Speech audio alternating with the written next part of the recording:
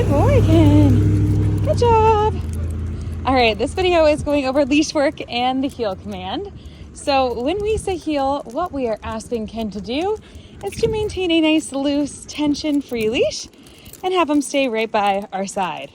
Now, the way we go about teaching this is originally just working on some loose leash training.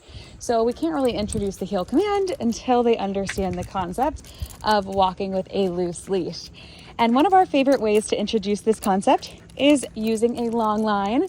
And what that means is just a longer leash. So they make all kinds of different sizes, but typically we'll start with a 15 to 20 foot leash, and we'll just practice when they get to the end of that and there's any kind of tension that they can feel, we'll redirect them back to us and give them freedom until there is tension again, and just teaching them to be kind of sensitive to that tension, and not in a corrective way, but just a way that it is communicating to them that we are looking for a tension-free leash. And then once we have kind of gotten the hang of that, typically in the backyard or somewhere where there are fewer distractions, we will start also doing some leash work around the neighborhood. And all the while this is happening, we're also pairing this with some desensitization sessions. And what that looks like is doing training sessions in the front yard or in a park, any place where there's people walking by, and we're gonna get to experience some of the normal distractions we'll encounter on a walk without the pressure of working on loose leash walking and the heel command and actual leash training. So we want to desensitize him to that, make sure we can maintain his focus when there are not all those distractions around. So we're first doing the loose leash work on a regular leash and a long line, and then also doing desensitization in the front yard or in a park. Again, just practicing some basic commands as people are walking by, making sure that we can maintain his focus. And then once we've gotten the hang of that, we'll typically start going for more true walks than the way that we typically think of it. And then once we start doing that, we will typically go into some quick turns at first. So I'll show you what that looks like, because it's still a good way to kind of warm up, especially when Ken has a lot of energy. Doing some quick turns can be really good practice. So what you'll do is you'll walk a few feet and you'll say, Ken, good boy. Good job, Ken. Yes, good heel. Good heel. Walk a few feet. Ken, good boy. Yes, good heel. Good job. No, repeat. Ken, good boy. This side. Yes, good heel. So all we're doing is we're walking a few feet. We're changing directions.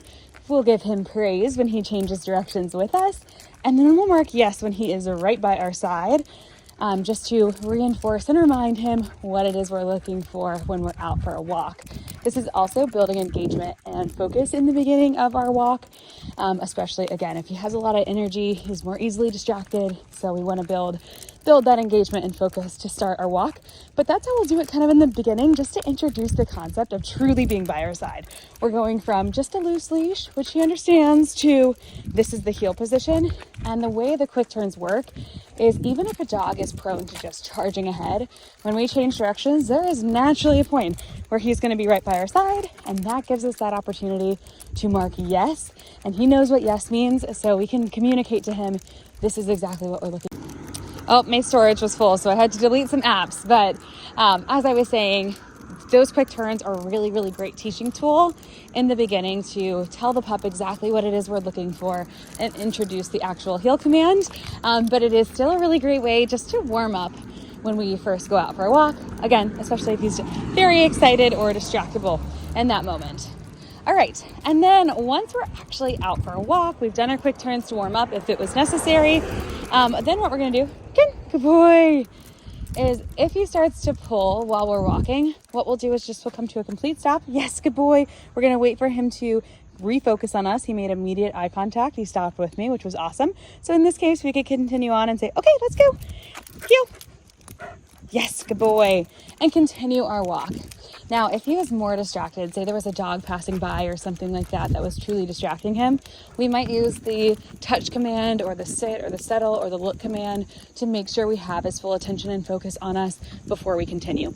I did not need to use those commands to redirect him there because he did it automatically, which is wonderful. That's what we want.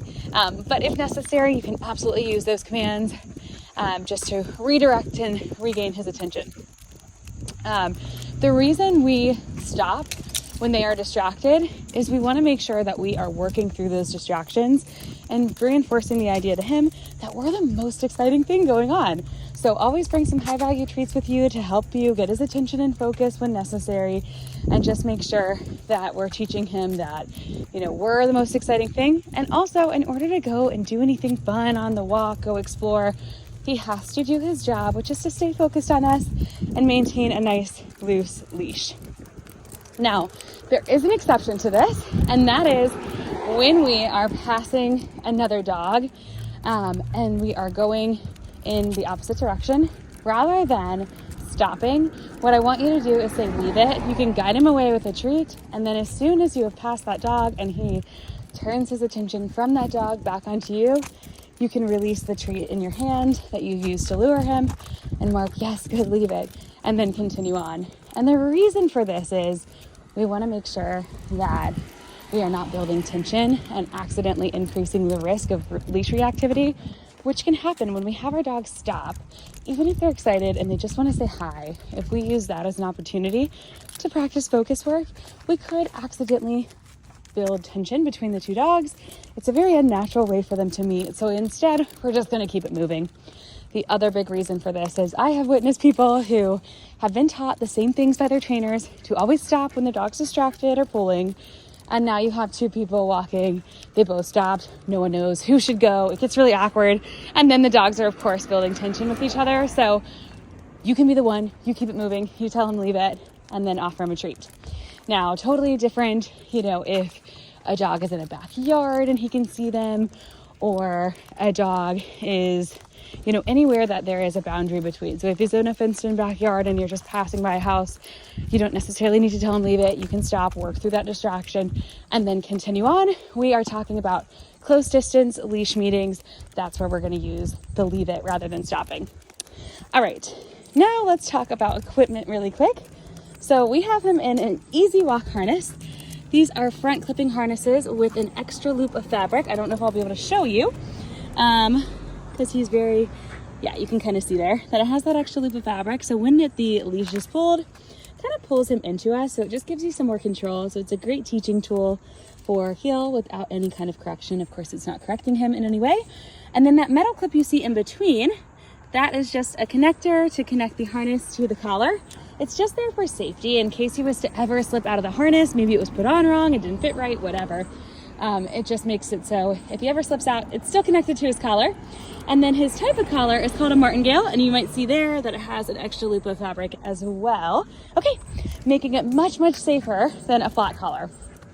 I am not a fan of flat collars, just because if you ever have to walk him on a collar, even if you use the harness all the time, if there's ever a circumstance where you need to really quickly just walk him outside on a collar, a flat collar is just way more likely to allow him to slip out of it.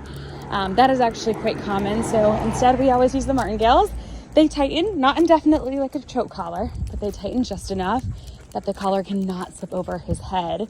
And it actually allows the collar to be nice and loose. You don't want it too loose. You don't want it loose enough that he could put his mouth through it, but it can be nice and comfortable, more comfortable than a flat collar can be safely, without the risk of him slipping through. So I like the martingales for that reason. And then the other things you see on his leash, it's just an air tag and an ID tag. I really love the silicone QR code IDs. You can upload all your dog's info in there. So we have all of our puppy prep info in there, and if someone scans it, we would get a notification. We've never actually had to use them, of course. Same with the air tags, but they're there for peace of mind and safety. So I, of course, always recommend that as well. And anything that lays flat on the collar like that is going to be a bit safer than a true dangling traditional ID tag, just because with those traditional ones, they can get snagged on stuff. And of course, that can be dangerous for the dog, regardless of the type of collar. So I like the things that are flat, just less likely to get snagged. All right, so that is leash training. He's doing a really, really awesome job. Meredith has been able to do a lot of public work with him. They had a big day at the brewery yesterday, so it's been tested with distractions, and he really, really is doing an awesome job. But that's just a breakdown so you kind of know what we've done, so you can continue the work at home. But keep us posted on how he's doing, and if you have questions, of course, please do not hesitate to reach out.